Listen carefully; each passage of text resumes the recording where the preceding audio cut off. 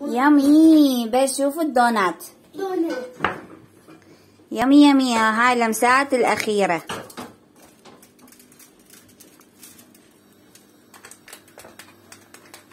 يمي يمي يمي يمي يمي. شو تقولون افتح محل مال دونات؟ لا ما افتح. نصرت. صار نصرت. شوفوا يوسف صار يوسف صار نصرت. نصرت. نصرت. نصرت.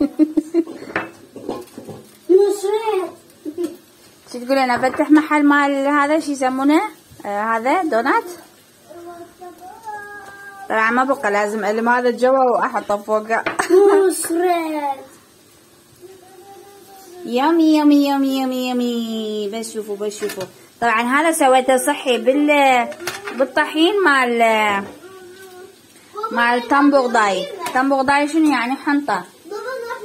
بغداي يعني حنطة اعتقد، يعني هيجي. تم بغداي يعني حنطة ابو النخالة هيجي. سويته صحي. هذا صحي. اللي يريد دونات صحي خليه يجي يطلب من عندي اسوي له اني. يلا. طبعا هنا الوحدة ب50 ليرة. تخيلوا هاي كم 50 ليرة صارت. شوفوا شوفوا كم 50 ليرة. احسبوا لي اياها. يلا سووا لي لايك واشتراك. يلا لايك واشتراك وتفعيل الجرس على الكل حتى يوصلكم كل شي جديد.